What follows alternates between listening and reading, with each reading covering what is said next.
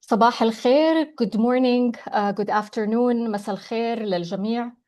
Thank you all for joining the beginning of Murunah's webinar series on scaling resilient nature-based water solutions in the MENA, taking place today, June 8. Before we start, just a few reminders. There is interpretation. مرحبا فيكم. اليوم توجد ترجمة باللغة العربية والإنجليزية. للحصول على الترجمة في الشريط على الأسفل صورة لكرة أرضية مكتوب عليها interpretation أو ترجمة. عند الضغط عليها يمكن اختيار إما اللغة العربية أو اللغة الإنجليزية حسب الحاجة.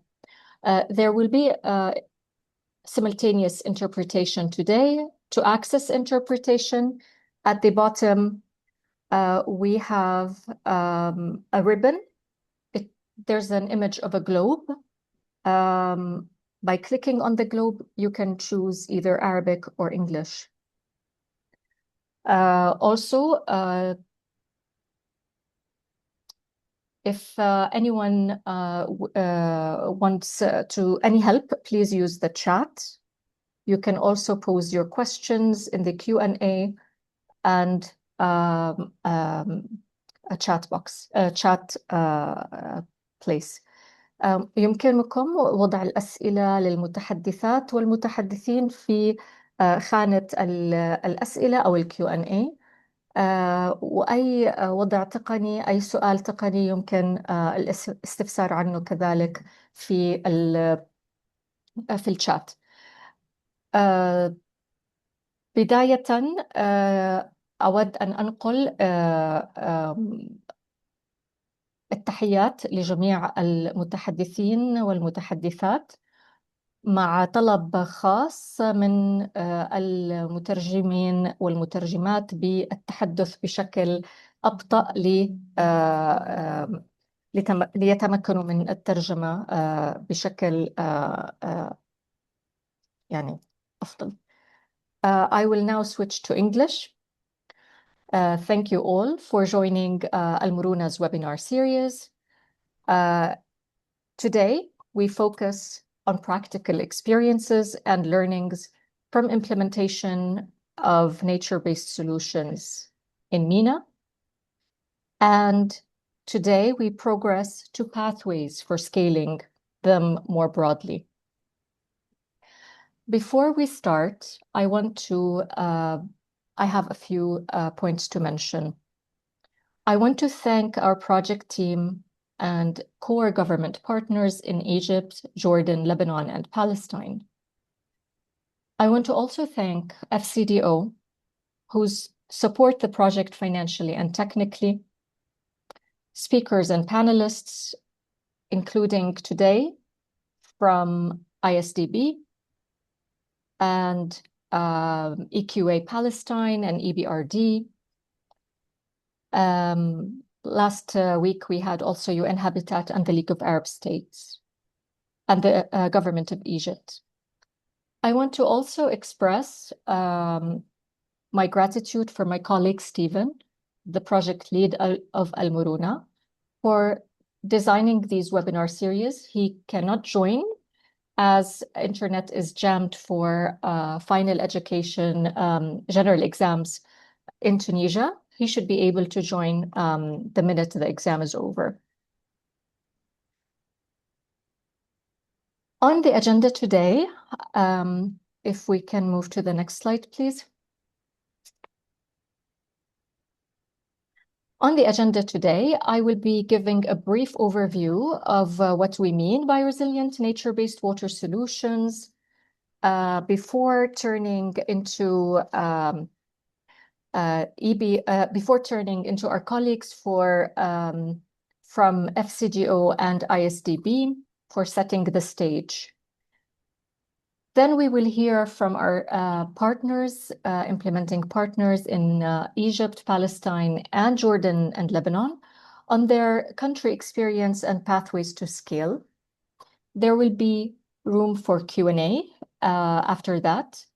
Then there will be a facilitated panel discussion facilitated by our colleague May Atallah, who will be joined by EQA and EBRD speakers today, followed by open discussion. We then end by reflections and closing. Next slide, please.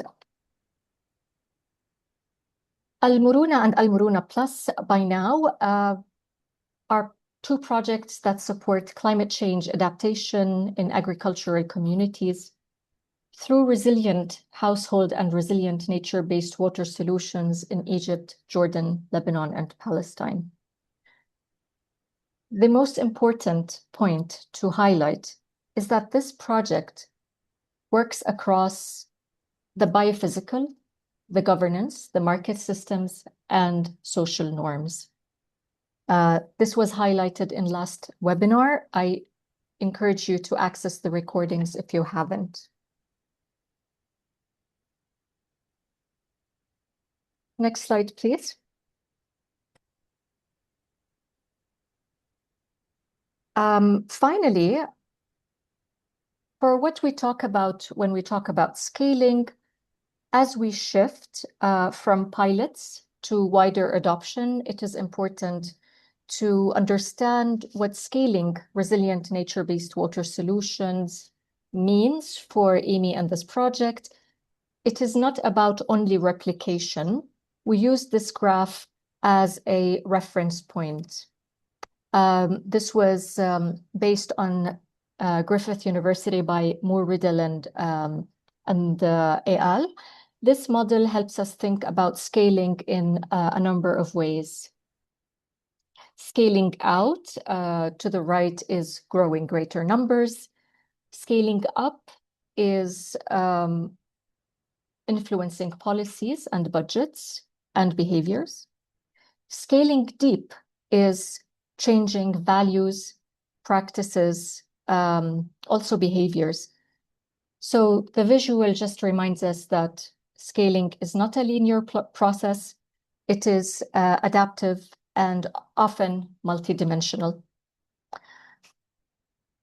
And with that contextual background, we move to our scene setting.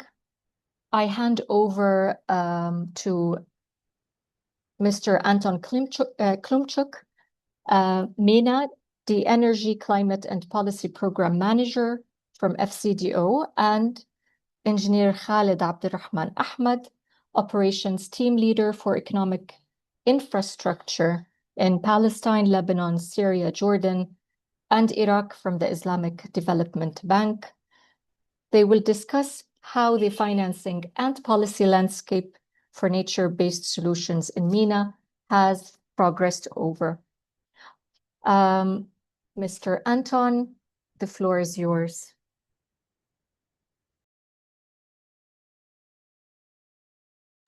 Hello, sorry, I was just getting my mic working. So I'd like to thank everyone for coming to this part two of the IWMI nature-based session. The first one was an incredible session.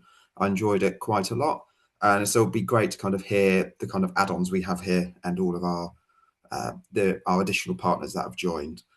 I'll try and speak a bit more slowly. Do come in if you need me to speak any more slower.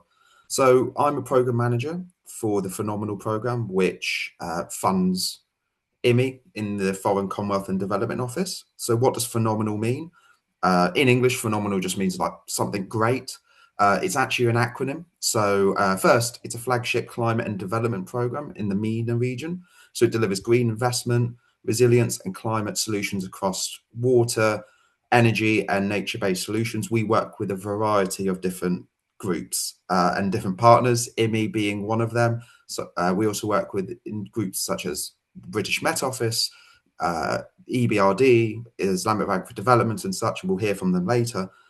But it's through Phenomenal that we fund Al-Murunah and Al-Murunah Plus. And what Phenomenal is as an acronym, it stands for pioneering a holistic approach to energy, nature-based options in MENA for long-term secure stability. I believe my predecessor that came up with that.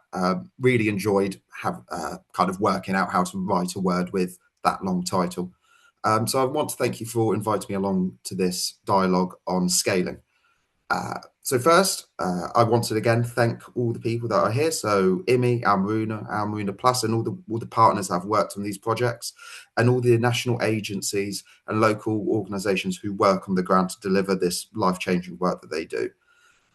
Also like to thank all the works of all the development banks that we work with, such as EBRD, European Bank for Reconstruction and Development, and the Islamic Bank for Development.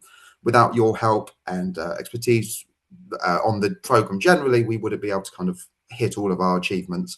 And we do really enjoy and like working with you as an organisations. So in terms of the Murunah project, Murunah is not a standalone project. It sits within the UK's broader climate programme. It's been one of the most compelling examples of how climate resilience can be anchored in local leadership while offering lessons for the entire climate. So I think everyone will know that the Middle East and North Africa, the climate there can be extreme in many situations. We're seeing at the moment, being in this El Nino weather pattern, that the summer could be quite hot in that region of the world. In the UK, unfortunately, it's just incredibly rainy at the moment, but these weather patterns do affect all of us. So we know that there's extreme water scarcity, land degradation, and rising temperatures that demand an approach of how we do all of the work when it comes to natural systems. It is London Tech Week at the moment. The Prime Minister is currently speaking a few miles away from where I'm sitting on the power of technology, but also some of the issues that it raises if unchecked. While technology is really important, it's not a silver bullet. We can't just go in and put AI everywhere and fix everything. And this is where the work of Murunah and Murunah Plus comes in. They really bring in and restore these nature-based solutions that bring people back into the conversation and actually work in a collaboration with those that we're trying to help to see what they need. We need solutions that work with people and nature. These are solutions that have been around for thousands of years. We just need to adapt them for the modern world. We can't just, again, throw more computers at the situation. So communities across the region are resilient. We all know this. And combining resilience with nature-based approaches helps to restore livelihoods and greater stability. By restoring ecosystems, improving soil and water management, nature-based solutions can strengthen resilience and deliver more sustainable outcomes than infrastructure-heavy alternatives alone. At the same time, technological solutions, while valuable, do not address the underlying environmental and social challenges. They can be costly, energy-intensive, and disconnected from local realities. I know all of our tech colleagues a few miles away are probably not very happy about that, but it's simply the truth. We need to bring people along in the conversation of how to bring in nature-based solutions. It is an element which is useful, but it should be a tool. So as long as we need to make sure we scale up, shape, and maintaining scaling solutions from the ground up. The experience of our Murunah countries, such as Egypt, Palestine, and Lebanon, and Jordan, show resilient nature-based solutions can technically be sound, financially visible, and socially and meaningful, and politically feasible. They deliver water saving, support farmers, and open new economic spaces for communities and restore local ecosystems. But perhaps they demonstrate that even in highly constrained environments, nature-based solutions can and will succeed. I'm very pleased to announce the UK have announced that we will be funding Murunah and the whole IMI stuff until March 27. But this is where other funders do come in. From post 27, we need to kind of continue this great work which IMI have been doing. So this is where local development banks, this is where governments and local energy people can come in to help support and continue this great work and continue the kind of scaling up of these projects. As you know, that the UK is slightly moving back from this space with ours cut in overseas development aid. But this is where we start to want to work with other people. So we want to collaboratively work with our finance and our expertise with IMI, but also other people in this space to help this work continue. So today's workshop is a moment we can bring together evidence from pilots and lessons, institutional assessments, and regional insights to use them to shape concrete and actionable next steps. From the UK's perspective, these are areas which you can make a real difference. First, clarifying the policy needs, making sure that we embed nature-based solutions into water, agriculture and climate planning, and identifying scaling pathways to bring in different actors, public authorities, financiers, investors, development banks, and the private sector, which all play a distinct but incredibly important role into ensuring that these projects and scaling opportunities are successful. So I'd like to thank everyone for coming here and speaking and listening to what's going on today. Thank you very much.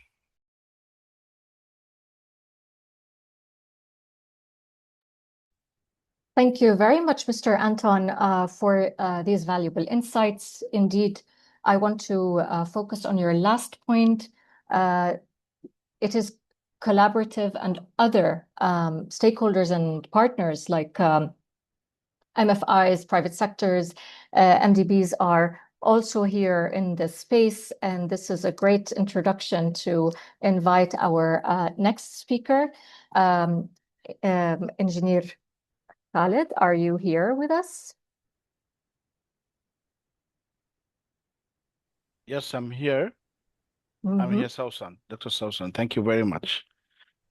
Thank you. The floor is yours, Engineer Khalid. Take your time. Yeah, I'm just fixing some cables here. Just give me a minute.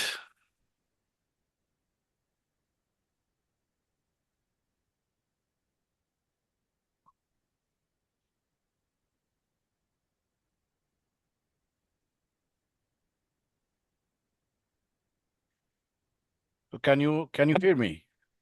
Loud and clear.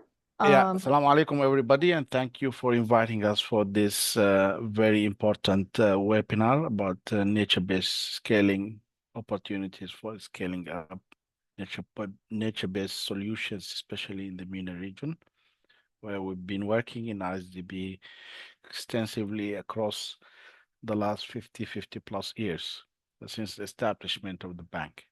My name is Khalid Abdurrahman. I'm operations team leader for economic infrastructure. I've worked in different capacity along the last decade or 12 years in ISDB, and before that I've also worked in my country, Sudan, as a water and environmental specialist. And now I'm also handling projects related to water infrastructure, energy, probably social infrastructure too.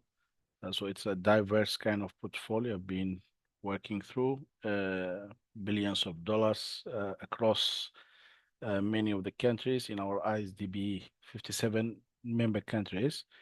And now I'm for the last 5-6 years, I've been focusing in the MENA region, especially the Levant region, including Iraq, Lebanon, Syria, Jordan, and Palestine.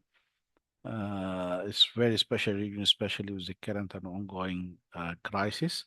So we need to give it special attention because this fragility is adding another layer of burden on how to handle development, let alone talking about climate crisis and other challenges. So with the partnership that we had with IWMI, for instance, FCDO, that we did in Jordan, for the microfinance project or the economic empowerment project, the whole project, that shows the strengths of how we can work together in resolving and addressing the issues of the macroeconomic issues, including the climate crisis in the MENA region. Of course, and if we want to put a strategic framing, why nature-based solution for water in MENA region is important, because the MENA region is one of the most water scarce regions globally, as you know. They're facing accelerating pressures from climate change, urbanization, and fragility too, as we mentioned already. And we know that traditional gray infrastructure alone is no longer sufficient nor cost efficient to ensure water security. Nature-based solutions offer complementary costs. However, as we know from the literature, from practice, from evidences, that NBS offers sort of complementary, cost-effective, and climate-resilient approach. in delivering, for instance, improved groundwater recharge, flood risk reduction, and enhanced ecosystem services. So it also co-benefits for livelihood and biodiversity. And in ISDB now we've released many documentation and knowledge projects in that direction, and our position that MBS is not an alternative; it's a required component for resilience water systems in member countries. The From operational perspective, the way we see it, ISDB normally integrates water resilience across operations in fragile and conflict-affected states, such as Palestine, Lebanon, Iraq, and Syria. So we have few interventions in Iraq. However, the way normally we intervene, we do this climate, as you listened to Amr last time, we do climate, and maybe you interacted with Bradley, the climate change team. We normally do climate risk assessment and climate screening from the very beginning. So we do proper due diligence at entry to ensure that all our development interventions are climate friendly and environmental friendly too. So we try to get all the feedback on the financing design from the very beginning on how to design this intervention to better suit the current fragility and climate risk situation in the region.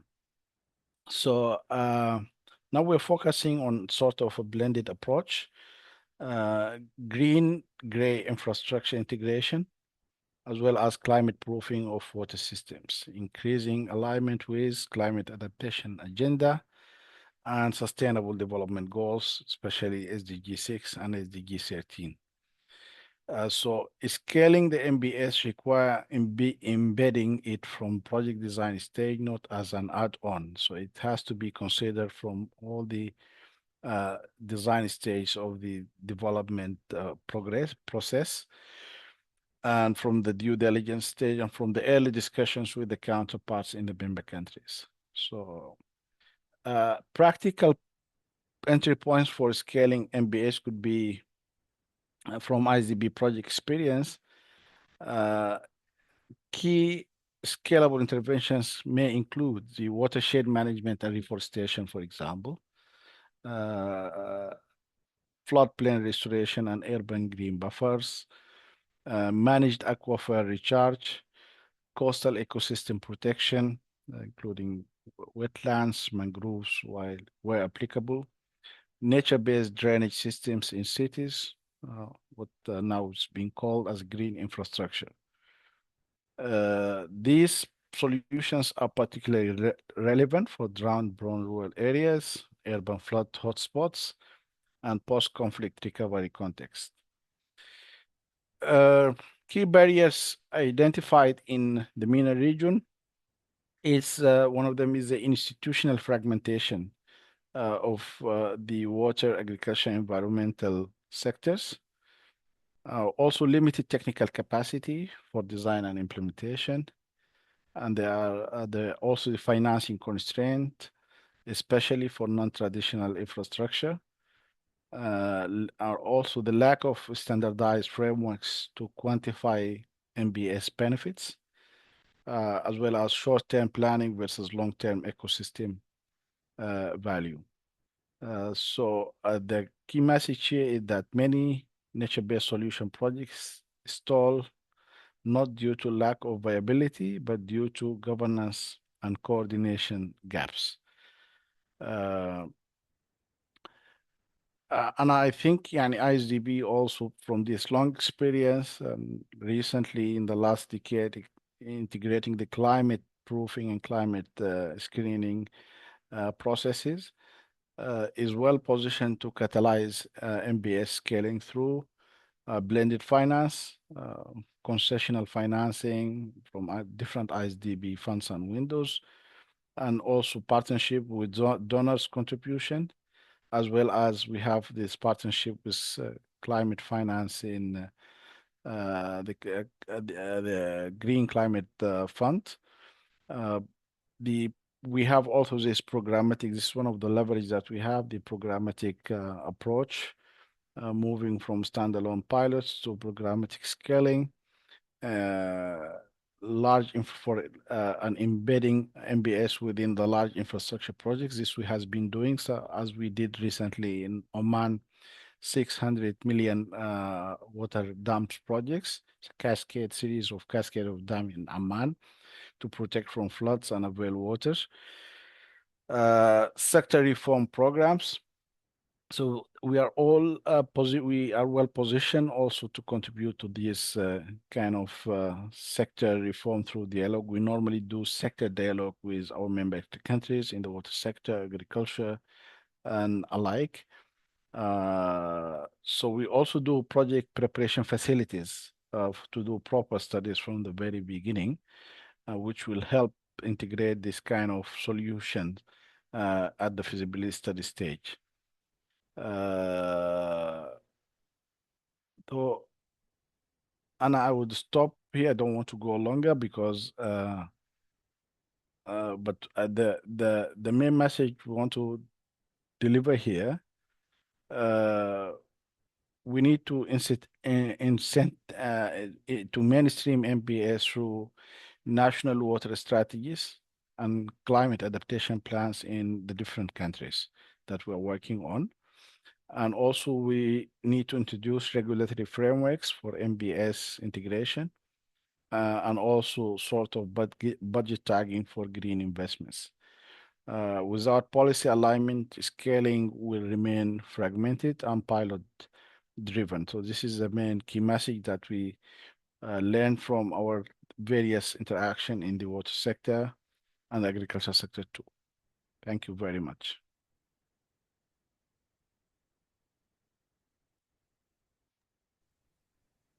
Thank you very much, Engineer Khalid. This is quite refreshing to hear, and at IWMI we are very proud to be working with through FCDO and through you on the through ISDB on the HOPE project in Jordan, and looking forward to more of such a comprehensive design of a project. Thank you again for your insightful comments and main messages. That's a great transition to hear what our colleagues from different countries have for their scaling plans. And of course, governance and institutions are key in that discussion. Thank you again. And I want to call on Ms. Raga Tariq to share with us her scaling plans, or Sidari's Egypt scaling plans. Hello, everyone. Just a minute. I will try to share my screen right now. So before Raga shares her presentation, I will just give a brief overview of the section. So thank you, Sausan. Thank you, Dr. Sausan, for the introduction and setting the scene. Thank you, Mr. Anton and Engineer Khalid, for setting the scene for scaling NBS. Your remarks highlight both the scale of the challenge facing the MENA region and the opportunity that we have to use NBS to build more resilient water systems. So as we have heard in webinar 1, the evidence generated through Murunah demonstrates the potential of NBS to improve water security, livelihoods, ecosystem health, and climate resilience. So the question we turn to now is how to move from successful pilots to large-scale implementation and lasting impact. So over the past year, we have worked with partners across Egypt, Jordan, Lebanon, and Palestine to develop country scaling plans and build on the pilots and identify practical pathways for scaling. So these plans consider the policy, the institutional, the finance, and the governance conditions needed to support scaling. Importantly, the scaling plans are not the end of the process. They mark the beginning of a new phase. So as we move to the final year of Murunah, we aim to translate these visions into action, mobilizing investment, strengthening ownership, and connecting these solutions with national priorities and climate finance opportunities. So today, as Dr. Sausan highlighted, we will hear from 4 different scaling journeys, and we will keep the Q&A at the end of the 4 presentations. So I encourage you to submit any questions you have through the chat Q&A function in the Zoom. Now we will start with our first presentation, Egypt Scaling Plan. Egypt Scaling Plan focuses on expanding an integrated package of interventions across the Nile Delta. So I would now hand over to Raga Tariq from Sidari to present Egypt's scaling plan. Thank you, Raga. Thank you, Mike, for the comprehensive overview. Thank you, Dr. Sausan, for the introduction. Good afternoon, everyone. Thank you for joining us today. First of all, let me introduce myself. My name is Raga Tariq. I work at Sidari as a technical coordinator for a project for Al Murunah project. And it's my pleasure to share with you the Murunah journey and how a 4-year investment in resilience building has evolved into a scalable model for climate adaptation and water security in Egypt. And I will share now the presentation mode. Just a second. First of all, I just wanted to give you a brief about our pilot. When we started working in Azbit al-Hamra, our pilot location in Egypt, we were not looking for a pilot isolated intervention. We wanted to understand the real challenges facing farming communities and design solutions that respond to these realities. Over the past 4 years, we worked alongside farmers, women, local leaders, technical experts, and governments and institutions to develop and test an integrated resilience model. And today I will share with you the journey and the results we achieved and why we believe Al Murunah is ready to move beyond a pilot and became a national scaling model. Reflecting on the national context and alignment, the challenges we addressed in Al Murunah reflects a broader national priorities.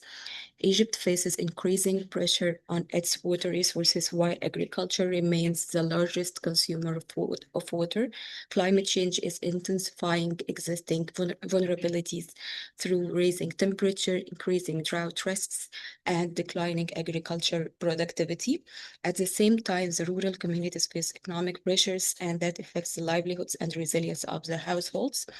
And these interconnected challenges require integrated responses, and this is exactly the space in which Murunah designed how a bundle of intervention can operate to address these challenges. As I said before, our pilot site is Azbit al-Hamra in Abu al-Mutamir district in Bahira Governorate. This community was selected because its response or represents many of realities facing Nile Delta farming communities. Agriculture is a primary livelihood in the area. With artichoke production playing a particular important economic role alongside other crops. And also, the area therefore provided an ideal environment to test the intervention that could later be replicated elsewhere. For the climate and the key challenges, before designing the intervention, we conducted an assessment and we identified increasing climate pressure, including rising temperatures, declining rainfall patterns, and these pressures were translating into practical challenges on the ground, including soil salinity, water shortage, lower crop productivity, declining income, and limited economic empowerment, particularly for women. And what became clear was that no singular intervention would solve these issues. The challenges were interconnected, and therefore the response also need to be integrated. So this reality led to development of the resilient nature-based water solution approach. The model combines technical intervention, economic opportunity, institutional strengthening, and social transformation within one framework, rather than treating water, agriculture, livelihoods, and governments as separate sectors. Al Murunah addressed them all as part of the resilience system. And the result was a modular resilience model consisting of 7 complementary components. Each module address a specific challenge, but together they create a much stronger impact than any individual interventions could achieve alone. This seven modules achieved successfully achieved the pilot results, as we can see now. We managed to increase water saving around from 10% to 25% across different areas in the pilot location, increase in yield for the key crops around from 15 to 20%, and also salinity reduced from 4,000 to 1,000 millimoles, increase in income around 50% for women working in value chain, agriculture value chain, along with strengthening the participation of women in the leadership and household decision making. And one of the strongest components or aspects of Murunah, it's not only aligning with the local community standards or interventions, it also aligns with the national priorities. The project directly contributes to the Egypt's objective on water efficiency, climate adaptation, and agricultural sustainability and inclusive economic growth through the National Water Resources Plan, the National Adaptation Plan, and National Climate Change Strategy, and also the Egypt Vision for 2030. And now we're gonna just go quickly through the modules that we have implemented through Murunah. Having discussed the overall framework and the result, I would now like to briefly highlight the 7 modules and collectively collectively from the Murunah Resilience module. The first module focused on solar-powered irrigation system and laser leveling to improve water efficiency, reduce the operational cost, and strengthen water access for farmers. And although it requires high capital, but it is a really well suited for blended finance and the crop and the carbon-linked funding. And also it during the ROI that we can discuss later. Sorry for interrupting, but the interpreters are asking you to slow down, please. Yeah, sure. Sorry. Do you want me to like go back to certain slide or something if you missed any of the narrative? I think just slow down with the narrative. All right. So this is for the first module. The pilot result, as we said before, the water saving was approximate of 10 to 25%, reduced energy cost and improved equity in water distribution. And also later on we will highlight that it has high ROI, return on investment, compared to the capital cost. And this is a tractor. Tractor is mainly saved water losses around from 50 to 20%, and also saved more time in irrigation, and the crop productivity increased by approximately 10% due to leveling, and reduced production cost, for example, seed rates and irrigation hours. The second module, it's about salinity recovery and land restoration, since this is one of the challenges that the pilot faces.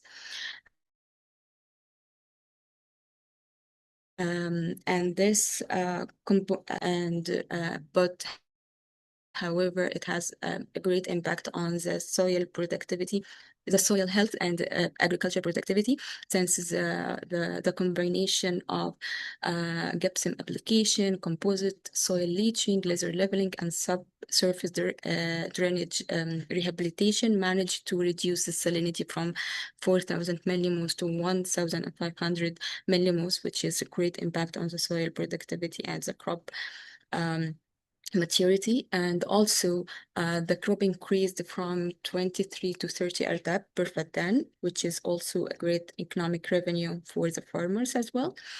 And this is how it looks, the low productivity and good productivity farm.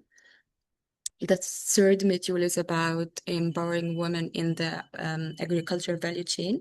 And this actually was achieved by establishing women-led food or agriculture processing facilities.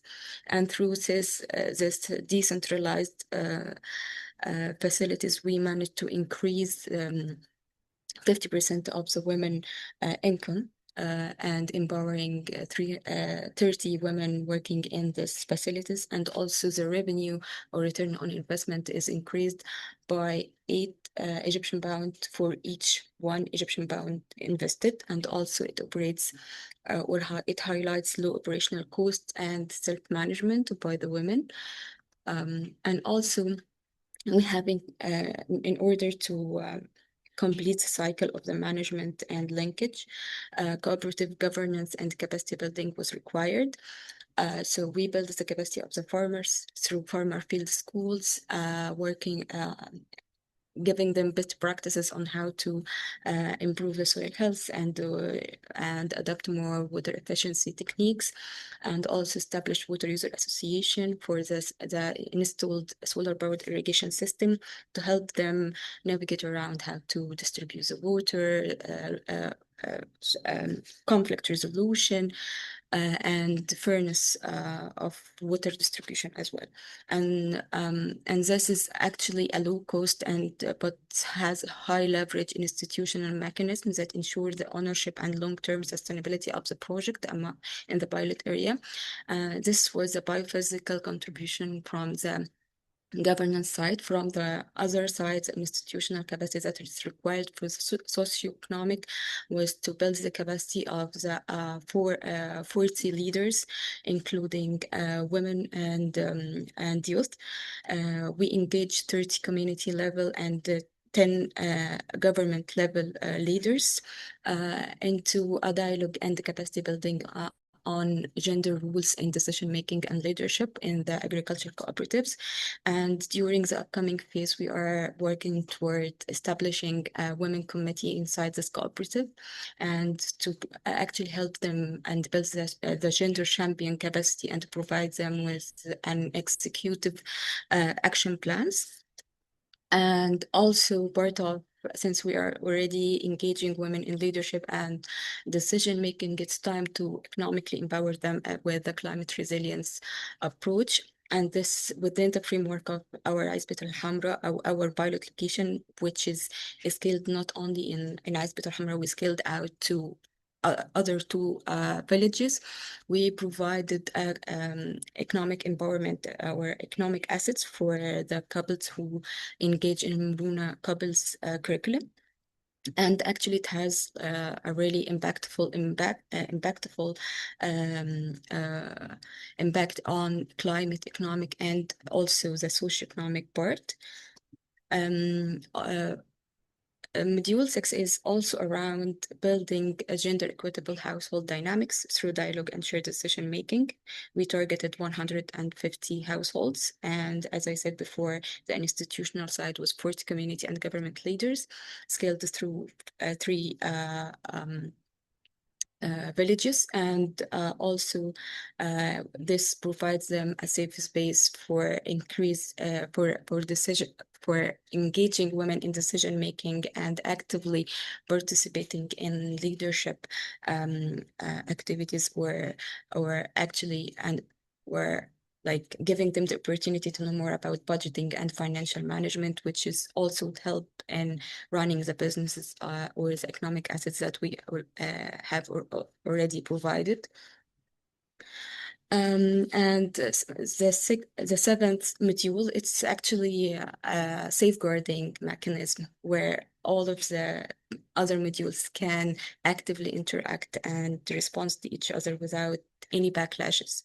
And this is actually was a high potential backlashes because of the nature and sensitivity of the topic, since we are targeting couples, talking about economic situations within the household, dialogue, women's leadership, and also providing economic assets. This all, we can't just give all of this to the women without empowering them with the safeguarding and the pathway and referral pathway guidance that would help them to or support them to live in a safe space where she knows that she is supported by certain institutions.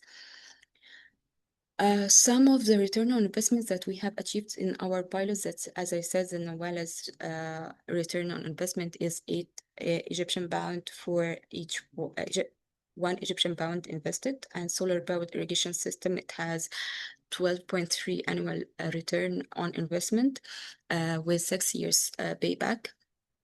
And also there is elimination in the diesel consumption by 264 Egyptian pound. And this also impacts the reduced fuel dependency, sufficient long-term savings, and lower emission and carbon efficient benefits. And when we are planning to scale or scaling out, or as Could I you said, please wrap up because we're way past the time? I'm sorry. No, it's fine. Okay. So really briefly, since we started the pilot in the Nile Delta as a cosmo of what is like what is the soil or the conditions in the Delta looks like. So we are scaling to other Delta governorates as well, scaling up by integrating the nature-based solution into the agriculture national strategies, and also scaling deep where we are building the capacities and the governance and empowering women. And our targets for the replication in 7 communities is achieving 1,200 farming households and implementing board solar powered irrigation system for carbon credit mechanism, 300 hectares restored under sustainable management. It could be by salinity or treating other conditions based on the assessment, and 600 women economically empowered, 450 couples engaged through Murunah, which is the East curriculum, the economic empowerment, and 33% income increase for women. And that's it for Murunah in Egypt. I hope you enjoyed our journey, and thank you again for your time. Thank you so much, Raga, for your presentation. So what stands out in Egypt Plan is the emphasis on scaling a comprehensive package rather than individual interventions in isolation. So recognizing that technical, economic, institutional, and social dimensions need to work together to achieve a long-lasting impact.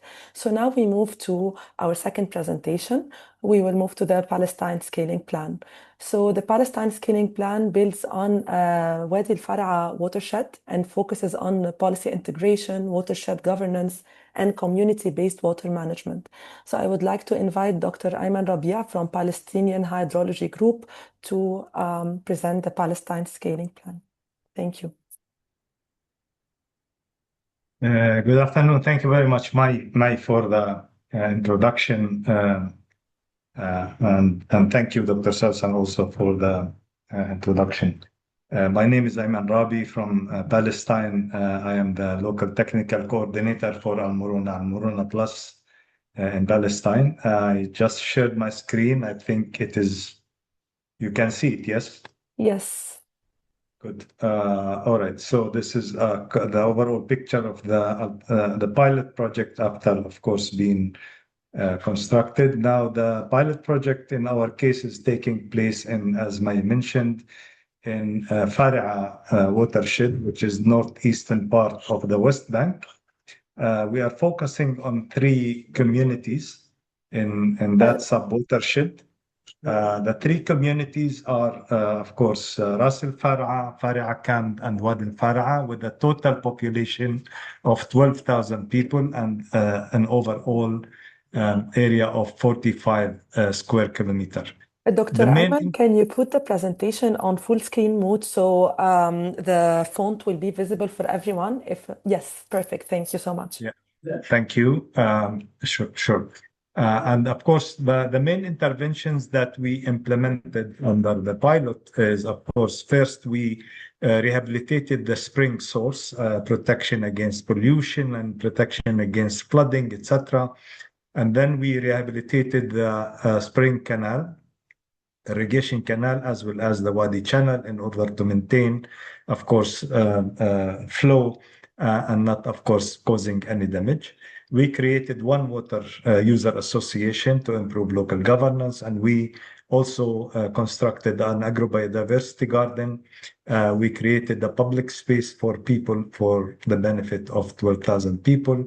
We created a safe marketing space for women local products. We built the capacity and we ensured justice, gender justice and economic empowerment for women. Now, the main results that realized during the pilot was, of course, we reduced water losses by 15% almost. And we also reduced water purchase by farmers by 3.3 million cubic meter per year. We introduced drought-resistant local baladi seeds so that it can be replacing any other seeds which is not suitable for the area. And we can also preserve these seeds and disseminate among the farmers.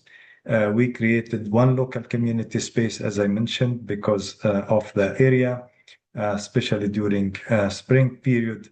It is used for recreation, and that is something that the area is lacking. We created one water user association that helps in improving local water governance as well as reducing conflict, especially water distribution and allocation.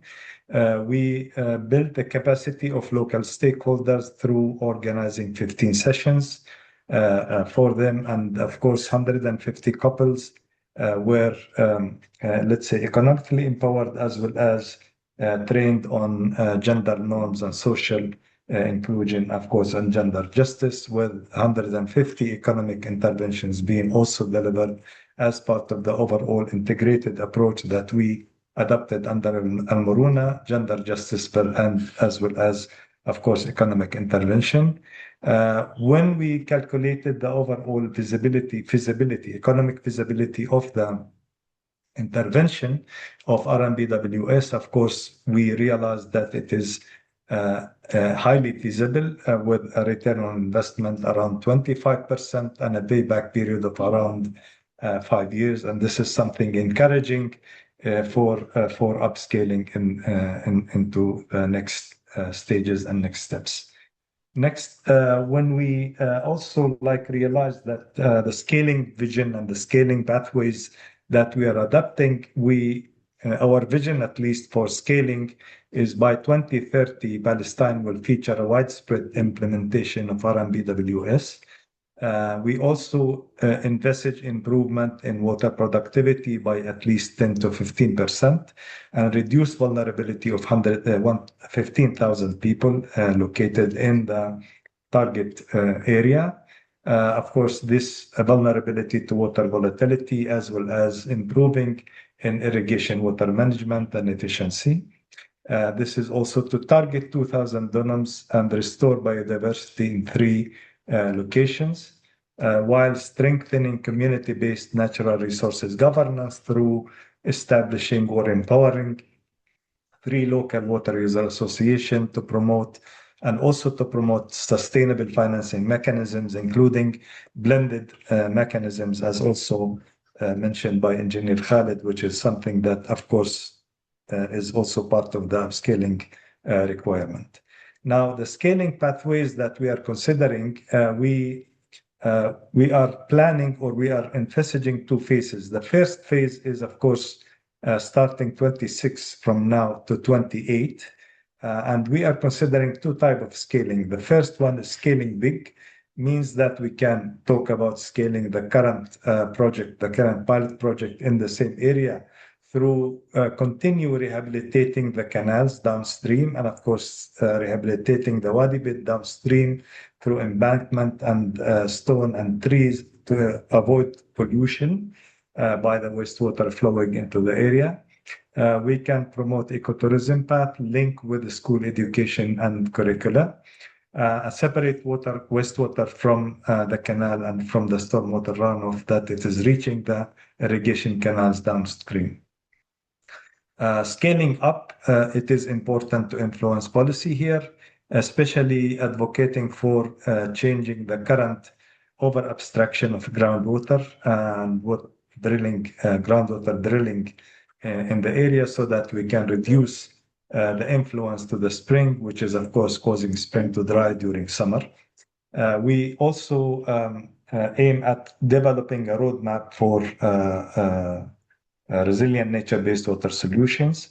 We are aiming at aligning policies, integrating clearer reference to RNDWS within the national policies and strategies, and of course, forming a national, let's say, task force for the nature-based water solution.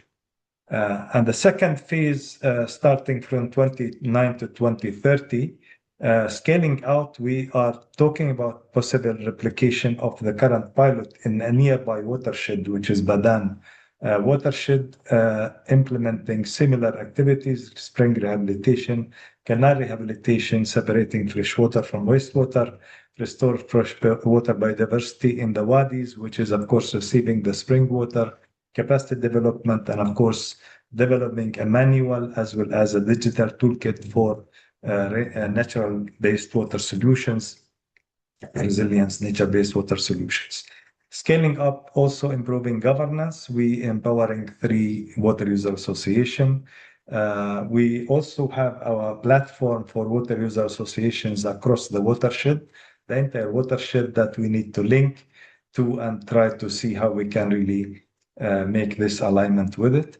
Align with the PWA, Palestinian Water Authority's water harvesting master plan, which is developed for the watershed, and how the proposed Far'a dam can also be considered in the upscaling that we are considering. We also aim at improving participatory stakeholder participation and make it as a process through institutionalizing this process within the existing governance system. Now, talking about like what is required in terms of like barriers or requirements that we are considering for the upscaling in terms of barriers, and I think Engineer Khalid mentioned most of these, but I think just the concept of RNBWS is new to the region, and therefore stakeholders may be hesitant to adopt and to favor this kind of concept to the traditional engineers or gray solutions. That's why we still facing some constraints here. The existing governance systems, whether it is structures, policies, laws, regulations, and norms, are not really geared to effectively implement NBS at scale. We still also have a lack of funding for the upscaling of nature-based water solutions, whether it is from the existing local budgets or national budgets or even other mechanisms that is really required for that. When it comes to the requirement, just making the opposite of these kind of barriers, we need to consider some reform and transformation of some governance systems, whether it is laws or policies, in order to make it, let's say, to enable the kind of upscaling of the resilient nature-based water solutions. We need to develop funding mechanisms to support scaling of NBS, whether it is from the local budgets or even from the climate fund and other international donors, or even the blended funding mechanisms, including the three T's, as they call it, tax, transfer, and tariffs. We need to develop local capacity so that we can at least ensure that awareness and capacity of local stakeholders are geared toward adapting nature-based resilient nature-based water solutions and favored against the gray engineering solutions. And we need also to demonstrate feasibility of these kind of solutions for private sector to engage and to invest in. And as we mentioned in the beginning, of course, from the pilot, we show that, of course, it is really feasible and it is possible. But of course, it is important to develop clear pathways and business plans so that private sector can get this clarity. And of course, it is encouraged for the investment in this kind of solutions. This is in brief what I'm going to say, and thank you very much for your attention. Thank you so much, Dr. Ayman, for your presentation. We've seen the amazing work that has been done and accomplished in Palestine, conquering all the challenges that you could have faced. A particularly interesting aspect of the Palestine scaling plan is the focus not only on replication, but also on governance through water user associations and embedding MBS within national policies to create the enabling environment needed for the long-term scaling. Also, Dr. Ayman, thank you for highlighting the barriers facing the scaling of nature-based solutions. It's one of today's goals to highlight the barriers and try to find solutions. Barriers such as the lack of acceptance, public acceptance of nature-based solutions, the weakness of governance systems, and also the lack of funding. Thank you so much for your presentation. So now we move to the next presentation, which is the scaling plan of Jordan and Lebanon, presented by Engineer Amjad Abdelkader. So I would like to invite Engineer Amjad to share his presentation. Thank you, Dr. Mai. I will directly share the presentation. So the Jordan scaling plan builds on Wadi Sir a pilot of Yes. canal rehabilitation, and the Lebanon scaling plan is regarding the flood management and the challenges that we could face there. So I hand over to Engineer Amjad. Thank you so much.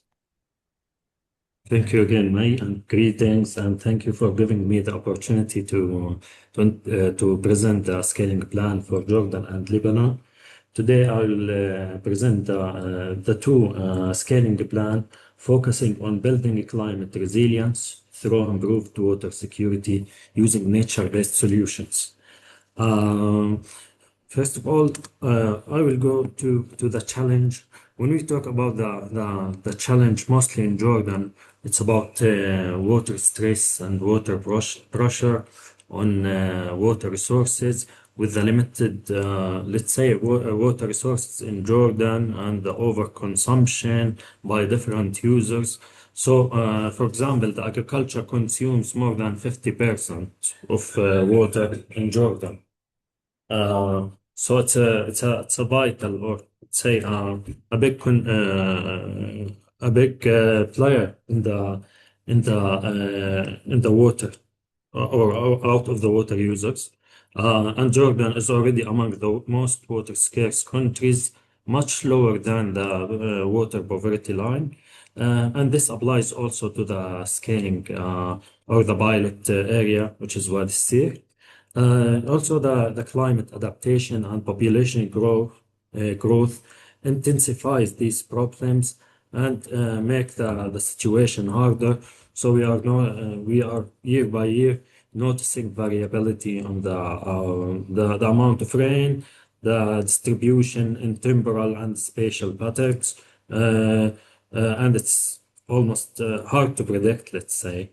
And also there is in this, especially Wadi Sir area, infrastructure challenges because most of farmers in Wadi Sir depends on the irrigation canals, and there's aging infrastructure, there's leaking, water loss.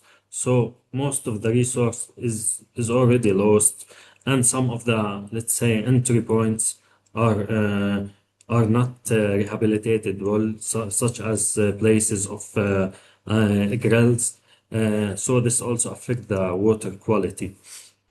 So what is the opportunity found by Al Murunah is the nature-based solution approach through the improved water efficiency by rehabilitating the infrastructure available in the site, on the pilot site. Also the local community engagement and local community management of local assets, and this will be, let's say, clarified later. Also, the project followed gender inclusive approach, which is already reflected in the scaling plans, and strengthening livelihoods and capacities through the giving the toolkits, economic toolkits to the farmers, and building their capacity through different trainings. So, Wadi Sir is a neighborhood, or let's say a small district located in Amman Governorate. It's in the west of Amman. It's around 80 kilometers squares, and it has 240,000 inhabitants. What was implemented in Wadi Sir? Community-led NBS implementation. And we are saying community-led because the community was engaged in different stages, from the planning, the baseline assessment, the baseline workshops, and they were also involved during the implementation of the pilot site implemented. Here I mean the spring rehabilitation and canal rehabilitation.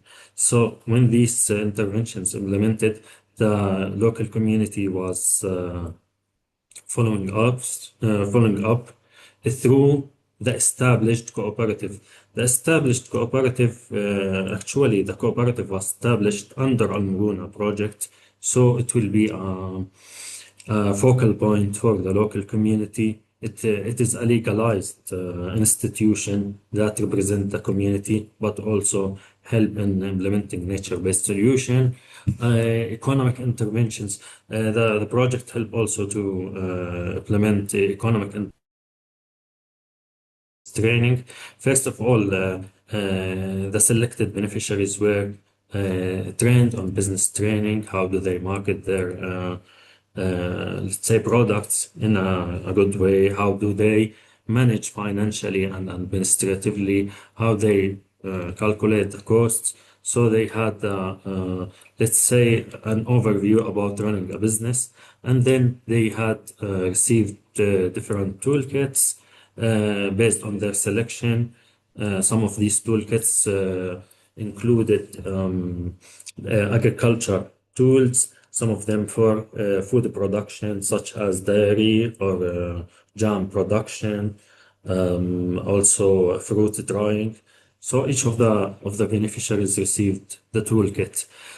Also, there was also by the Al Murunah Plus a household financial empowerment model for the couples. So the woman was involved in these trainings, how to make the financial management in the family by the two couples, by the husband and wife. So the planning, the family planning and family cohesion becomes at a higher level, and community awareness about the woman role in financial management at the household level. The results, let's say the main results is a water conservation, of course, because the leakage was reduced through the rehabilitation of the assets. During the evaluation, it was clear from the farmer that the results were delivered good, and the water is delivered well to their farms. Strong local ownership. This is by the cooperative establishment, as the cooperative, let's say what is here now having an institution that represents the community, but can also coordinate with the government, with donors. Also, increased livelihoods, as the couples have the toolkits that can enable them to become productive. Also, enhance woman role in household financial management. Scaling pathways. The scaling pathways identified are in three main streams: policy and institutional integration. The scaling identified that the nature-based solutions are aligned with the national water strategies and agriculture strategy and the climate policy. And during the frequent meetings with the government representatives throughout the project, there was an endorsement for the concept.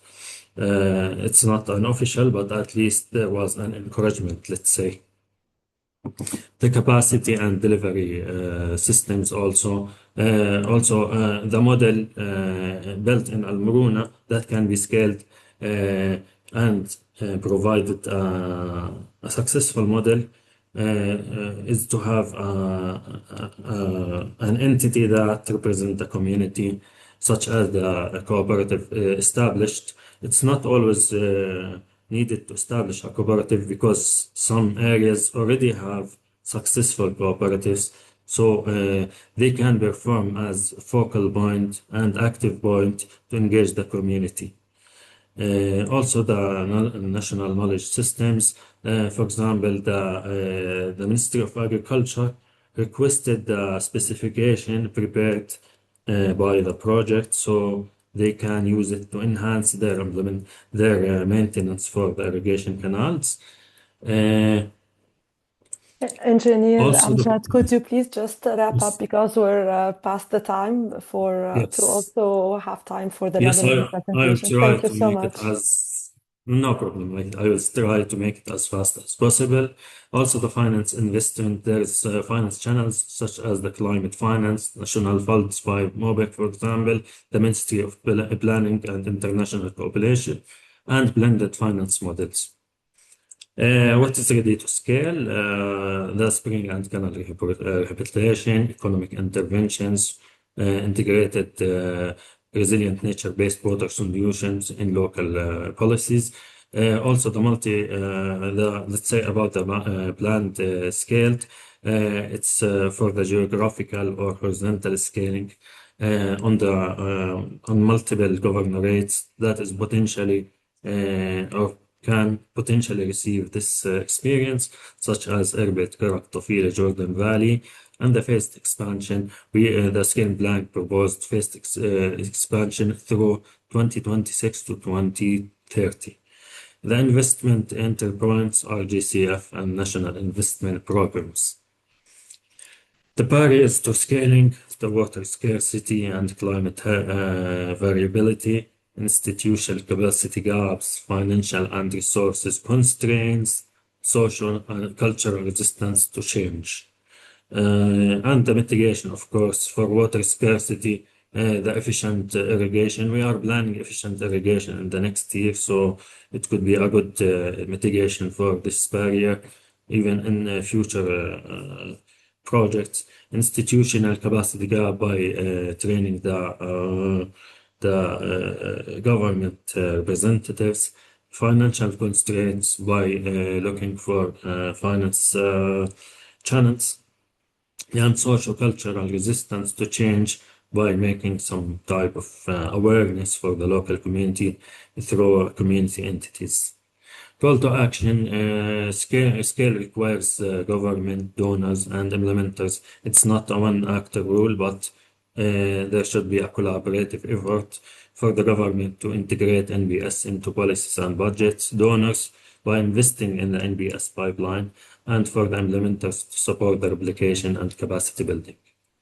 Now we move to the scaling plan in Lebanon. Lebanon also suffers from water stress and climate pressure, and the availability of water is less than 1,000 cubic meter per capita, which is so it's less than the water poverty line. There is also in the pilot area, the flash floods is a big concern. Also, there is a growing pressure from climate change, whether for the extremes, that is too much water and flash floods, or whether for some drought years. Institutional also fragmentation is another, let's say, barrier. So the opportunity is also for nature-based solution, through flood management planning, capacity building, gender-inclusive approaches. The area is located in Ras Balba Hermel governorate in Lebanon. It is located in the northeastern part of Lebanon. And what was conducted actually, most of the interventions by Al Murunah was through desk-based interventions. As a result of the frequent conflicts during the recent years, or the political instability, so hydrological assessment and modeling was conducted to identify hotspots where we could, let's say, implement mitigation measures for flood, climate adaptation roadmap to prioritize the activities or the interventions that was identified by the hotspots, community-driven planning process. The community were the community were engaged in workshops to let's say validate the interventions and the locations. Capacity building activities were applied with the local community, such as business training. We were planning to make economic intervention, but it was blocked by the conflicts in Lebanon. Strong community acceptance and demand for there is a strong community acceptance actually and demand for replication in other sites. There's three also pathways for scaling in Lebanon: policy and institutional integration, as the scaling or the project approach is aligned with national adaptation plans, nationally determined contributions, water strategy, and national biodiversity strategy and adaptation and action plan. Capacity development and knowledge sharing also is another pathway for scaling for the national and local actors. Of course, the project also helped to develop material for flood training. Replication of the participatory approach is also a pathway for let's say capacity development pathways. And finally, the finance and investment mobilization through climate finance, donor and national funding. Scaling and investment opportunities. Engineer Amjad, I will just ask you to Yes. wrap up the presentation because one of our panelists should leave, so I should move to the panel discussion. Yes, I just 1 minute, I will complete it, or I will show it very quickly. Priority scaling opportunities. There is a replication of flood management solution in multiple hotspots. It could be moved to other areas. Climate adaptation roadmap was developed to prioritize actions. NBS solutions complemented with structural solutions is proposed by scaling map. Pilot, the status the pilot is validated and ready for replication. Additional site identified such as a car and interventions are ready with technical designs.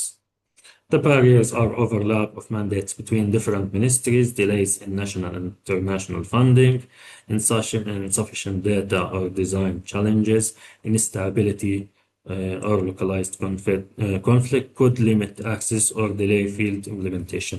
Thank you, Mai. This is complete from my side. Thank you so much, Engineer Amjad, for presenting the scaling plans in Jordan and Lebanon. And now we have learned so much from the scaling plans in the 4 countries. We will move to our panel discussion. So it's my pleasure to introduce our 2 panelists, Dr. Ahlam Bushkar, Director of the Projects Proposal Preparation Department at the EQA, Environment Quality Authority of Palestine. Her work focuses on advancing climate resilience, strengthening access to climate finance, and integrating environmental priorities into national planning. And also we're also joined by Anoud El-Lowzi, Nature Finance and Policy Lead at the European Bank for Reconstruction and Development Climate Strategy and Delivery Department. Her work focuses on developing investable nature finance approaches across sectors and supporting EBRD clients in channeling capital flows towards nature positive investment. So questions to our panelists. I will start with Anoud. Thank you so much for being with us today. I have 2 questions, so I will ask them and feel free to group them or cut them into questions as you like. So over the past decade, how was the policy and finance landscape for MBS evolved in the MENA region? Are there specific financing mechanism, policy instruments, or examples that have proven to be effective in supporting the uptake for scaling? Thank My you. second question is, based on the scaling plans we just heard, what do you see as the most important barrier preventing these solutions from moving to scale? Thank you so much, Dr. Anoud. Over to you.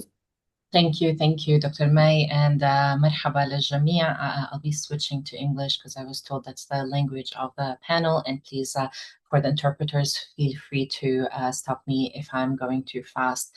But just to answer your question in terms of the landscape and the change in the landscape, I believe that we're seeing that the region is actually moving from looking at nature as conservation to nature as infrastructure, resilience, and economic risk management, which is really important for us to scale up nature finance in general.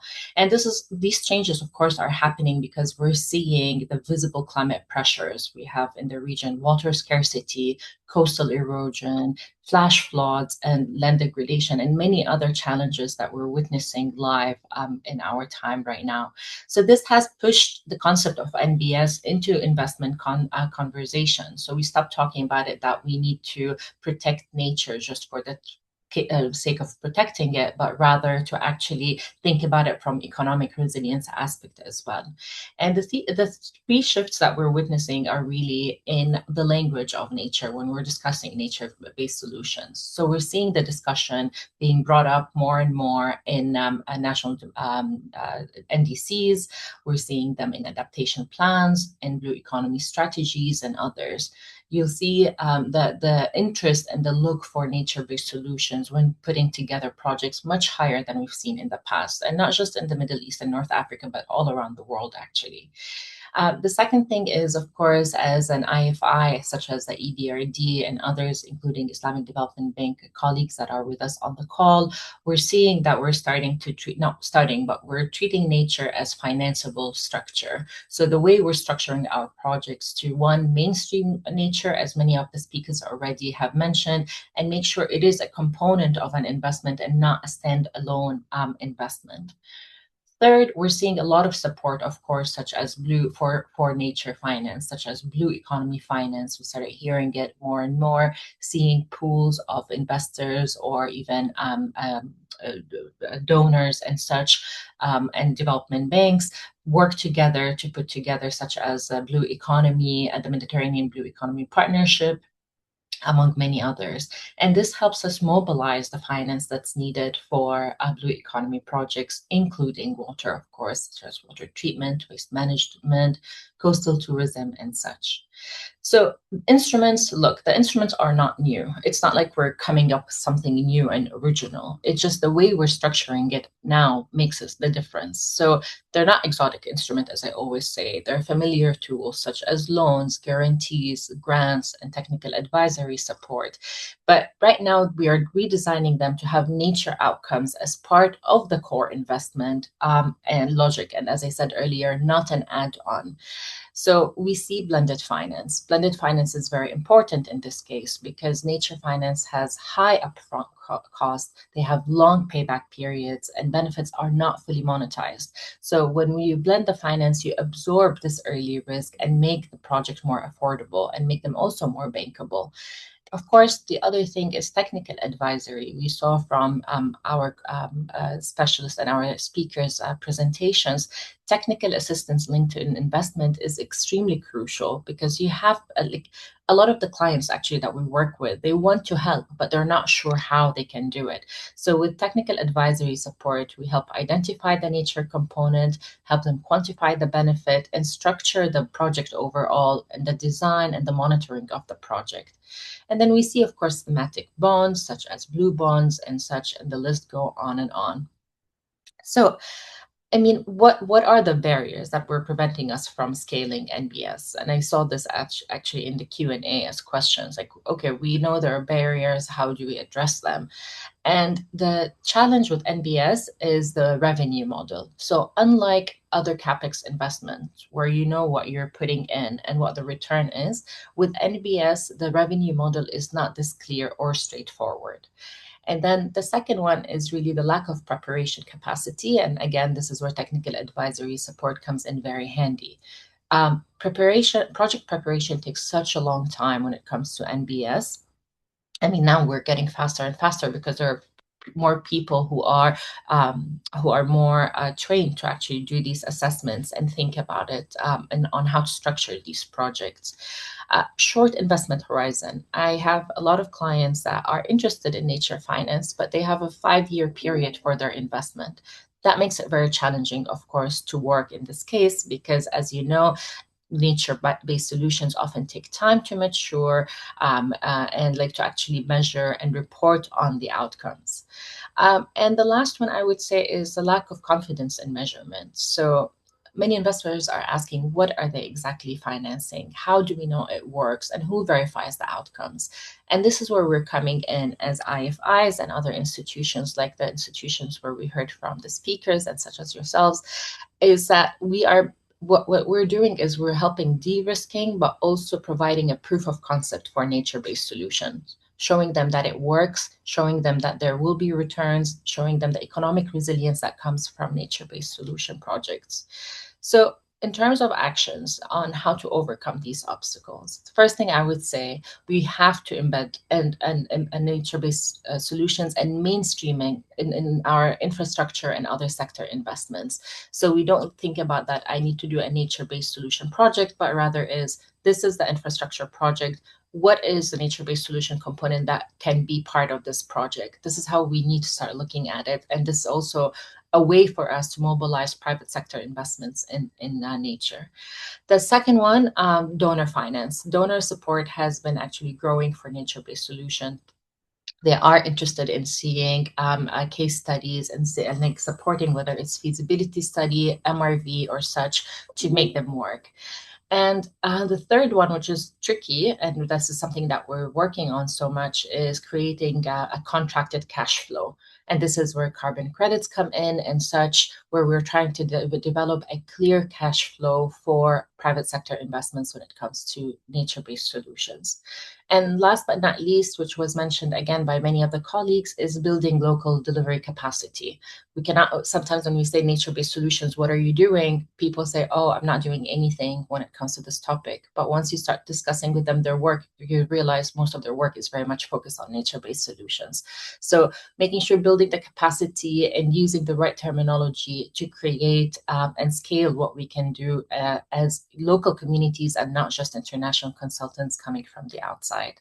I hope this is clear. I'm sorry I have to drop off. I have another call, but it's a pleasure being with you. And please share my email with the speakers and with attendees. So I'm happy to answer questions later. Thank you.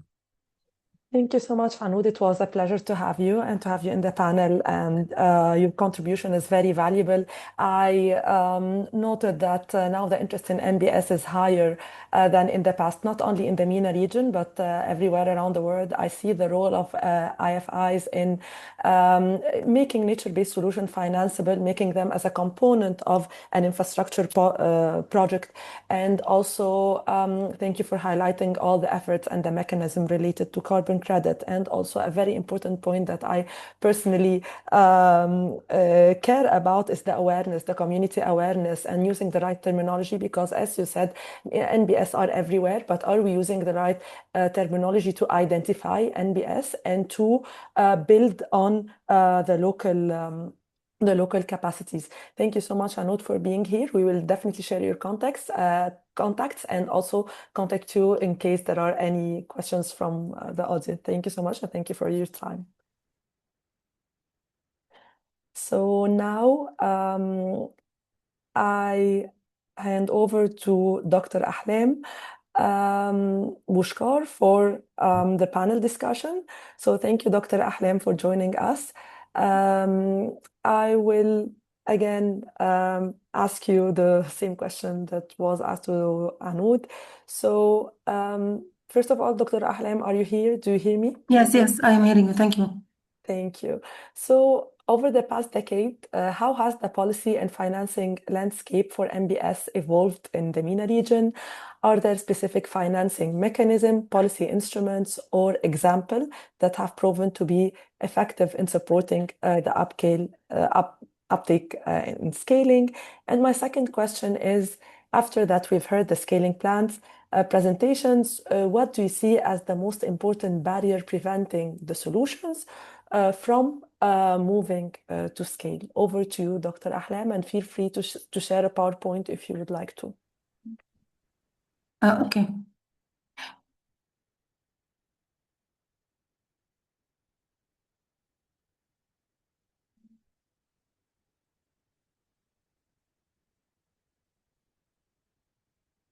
Can you see my presentation?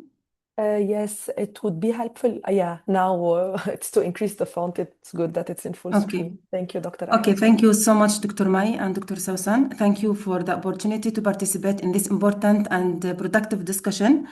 From the representative of the Environment Quality Authority, we believe that natural-based solutions have significant potential to address water scarcity, climate resilience, biodiversity conservation, and sustainable livelihoods in Palestine. However, achieving impact at the scale requires an enabling policy environment. As Dr. Ayman said about Al-Far'a pilot, Wadi Al-Far'a addressed critical challenges related to water scarcity, declining spring productivity, and water pollution through spring rehabilitation, canal restoration, agro-biodiversity interventions, and participatory governance mechanism. The project demonstrated that resilient natural-based water solutions can deliver tangible benefits for water security, biodiversity, and local livelihoods. To go to your first question, Dr. Mai, the policy landscape and opportunities. Over the last decades, we have seen increasing recognition of the natural-based solution across the MENA region. These approaches are increasingly reflected in climate adaptation strategies, biodiversity framework, and sustainable development agendas. However, policy recognition has often progressed faster than implementation. More efforts are needed to mainstream natural-based solutions into sectoral policies, particularly within the water sector, where conventional approaches still dominate planning and investment decisions. In Palestine, the Environment Quality Authority sees significant opportunities to further integrate natural-based solutions into key climate framework, including NDC3 and the National Adaptation Plan. This would help translate successful pilot experience into long-term national priorities and investment pathways. Regarding financing, climate funds and development partners have increasingly supported natural-based solutions, but attracting larger-scale investment remains a challenge. This highlights the need for stronger business cases and investment-ready projects. Key barriers to scaling, as the second to go to the second question, the challenge is not proving the natural-based solution work. But in my view, the main barrier is not the lack of successful pilot projects. We already have evidence that these approaches can deliver environmental, social, and economical benefits. The main challenge is moving from pilot implementation to investment-ready scaling. To overcome these challenges, we need stronger engagement with the private sector. Natural-based solutions should be presented as a bankable and financially feasible intervention capable of attracting climate finance, private investment, and blending finance mechanisms. And Dr. Ahlam, could you please slow down a bit for the interpreters because they're interpreting to Arabic? Thank you so much. Okay. Hello? Yes, please go on, but just a little bit slower so they can hear and interpret into Arabic. Thank you. Evidence and knowledge needs. To scale successfully, we need clearer definition of what constitutes a resilient natural-based water solution, stronger evidence on cost and benefits, and comparative assessment between conventional infrastructure, natural best solutions and climate resilience agricultural approach. Such evidence can help government, development partners, and investors make informed decisions and mobilize larger scale financing, strengthening the monitoring, evaluation, long-term impact assessment framework to track the performance of resilience natural-based solution across different climate and socio-economic contexts. How to engage with private sector. We also need stronger engagement with the private sector. Scaling will not be achieved through public funding alone. Natural-based solution must be packaged as a bankable and financially visible investment capable of attracting private sector participation, climate finance, and blending finance mechanisms. As a last key message, I just want to say the next phase of Al-Murunah and similar initiative is not simply scaling projects, it's scaling systems. This means emptying natural-based solution into policies, investment framework, and development planning process so they become a standard part of climate resilience and water management across the region. That's all of my side. Thank you for your invitation. Thank you so much, Dr. Ahlam. So I think the most important message is about MBS and how to make them financeable and how to transform them into investment opportunities. So now I will check if we have questions on the partner presentations and for the panel. So we have a question from Marius. So rather than focusing on scaling up or scaling out successful interventions, should development practitioners and policymakers prioritize mainstreaming innovations into institutional policies, governance systems, and organizational cultures to ensure long-term sustainability and impact? So if anyone from our partners or speakers would like to answer this question, feel free to jump in.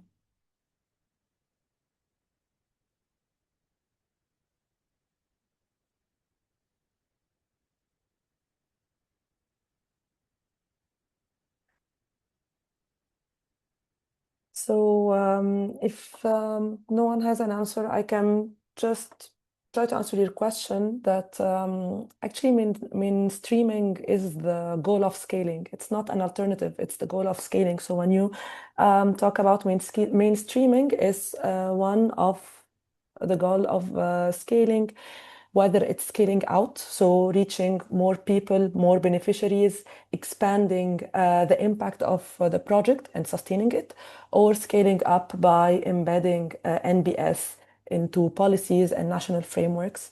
So mainstreaming is often difficult without demonstrating success. So yes, Dr. Ayman? Sorry, no, sorry, I'm trying to type an answer for this question, so I will try to address it as much as I can. Okay, great. So Yeah. I can wrap this up. I will leave Dr. Ayman to answer the question. So this was regarding the scaling and mainstreaming question. There was other question about case study with the private sector, if any of our panelists or mainly, I think it's more suitable for panelists. If Dr. Ahlam, you have anything to share about a success story or a case study with the private sector, feel free. Otherwise, we can redirect your contacts to the attendees in case there is a further discussion that's beyond the webinar.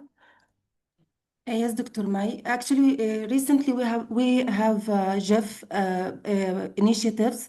These initiatives with the private sector, between the government and the private sector, to support the environmental projects. We supported the 9 projects related to the environment and the natural-based solution in Palestine. So yes, there is a new 9 initiatives in Palestine supported will implement with the private sector. Great, thank you so much, Dr. Ahlam. Yes. So a last question, it was about the difference between scaling out and scaling up. So it's simple. Scaling out refers to expanding the interventions to new locations, new communities, more beneficiaries. And scaling up is about embedding that solution into policies, institutions, frameworks, to mainly become a part of how things work. So scaling out is expanding reach, and scaling up is creating a system change. So there are more questions, but due to time, I suggest that we stop here. I would like to thank our panelists, Dr. Ahlam and Anoud, for being a part of the discussion, and also our partners for the scaling presentations. I would like also to thank Mr. Anton and Engineer Khaled for their morning intervention and setting the scene for all discussion that we had today. I will hand over to Dr. Sausan for concluding remarks and concluding this webinar. Thank you so much.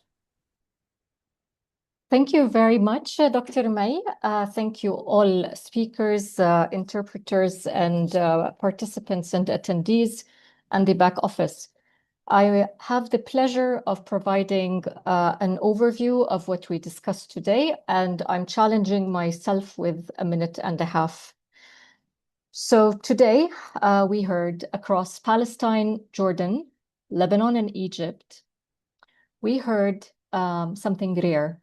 Not just proof that nature-based solutions work, but a clearer picture of what it takes to make them last. As Mr. Anton framed it, how to ensure scaling opportunities are not lost. We also heard that regional stakeholders, even from the 4 countries, are shifting from viewing nature as conservation into nature as an economic underpinning and an opportunity. On scale, we learned that financial, institutional, social, and technical readiness must move together. Financially, the returns are real. We have numbers on ROIs from Palestine and Egypt to support that for every 8 Egyptian pound, for every 1 Egyptian pound invested, we have a return of 8. We heard about barriers from EQA. We heard how to move from successful pilots to bankable interventions. EBRD also reminded us that the revenue model remains the central challenge, but we also learned how we can overcome that. We also heard that cash isn't always certain. Investment windows are usually short, and measurement confidence is still being built. From ISDB, we learned that blended finance isn't optional. It is the architecture. And MDBs absorb early risk. Donors support enabling systems. The private sector follows when the model is proven and the cash flows are contracted. The opportunity from the pilots and from what IWMI is doing, and from what PHG, SIDARI, IUCN is doing, is the technical support that is now growing. Institutionally, what stalls nature-based solution is rarely the lack of viability. There is governance fragmentation. Water user associations, cooperatives, and farmer field schools are not soft add-ons. They are the delivery infrastructure that keeps the solutions functioning after the project ends. Socially, sustained behavior change, particularly how the households and communities manage water and natural resources altogether, it's what gives the interventions longevity.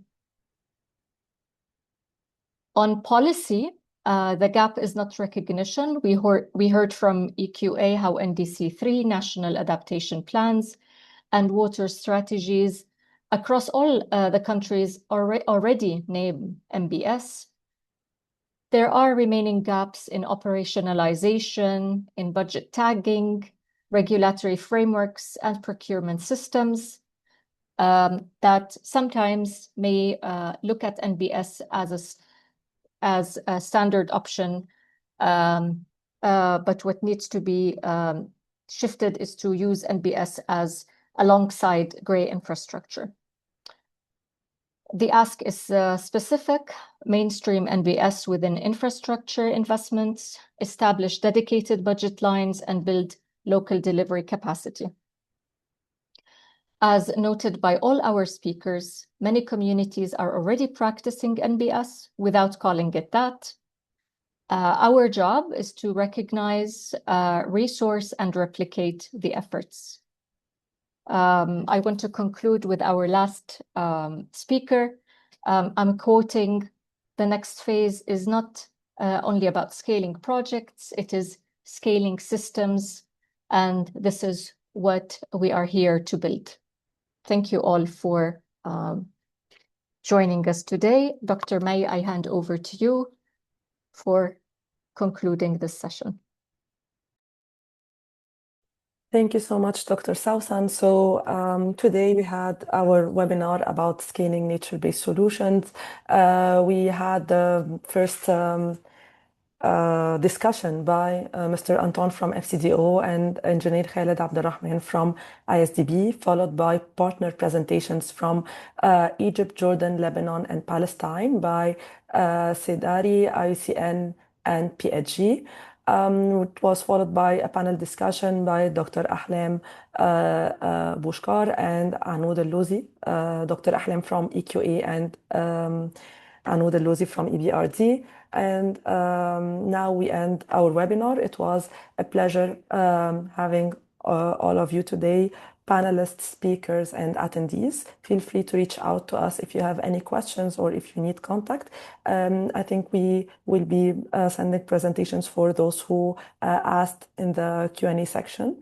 And we're looking forward to your participation in our next event. Thank you, everyone, and have a great day. Thank you.